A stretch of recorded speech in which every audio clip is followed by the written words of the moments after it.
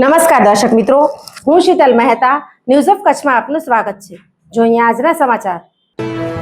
ગુજરાત ઉપરથી ચક્રવાતનું સંકટ ટળ્યું, વરસાદ તથા પવન ફૂંકાશે।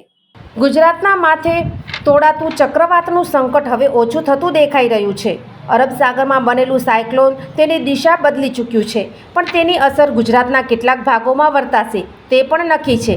હવામાન વિભાગ અને નિષ્ણાંતોએ આગાહી કરી છે તે મુજબ આવનારા 5 દિવસ ગુજરાતના કેટલાક ભાગોમાં ધોધમાર વરસાદ પડી શકે છે। છેલ્લા 7 દિવસથી અરબ સાગરમાં એક સિસ્ટમ બની હતી। 21 મેના રોજ આ સિસ્ટમ લો પ્રેશર બની હતી અને આજે આ સિસ્ટમ થોડી વધારે મજબૂત બની ચૂકી છે। આ સિસ્ટમ દરિયાકાંઠાથી ખૂબ નજીક હતી, પણ એની મૂવમેન્ટ ધીમી હતી।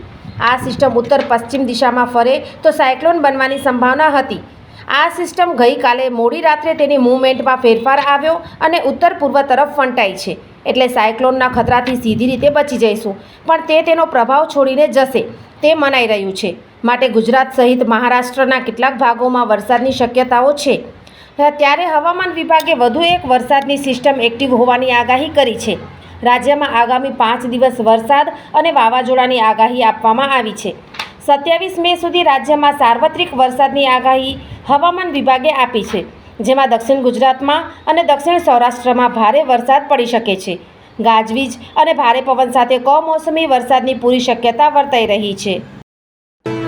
દર્શક મિત્રો, આજે તારીખ 24 મે 2025 આ હતા આજના સમાચાર। આવતીકાલે ફરી મળીશું, ત્યાં સુધી મને રજા આપશો। નમસ્કાર।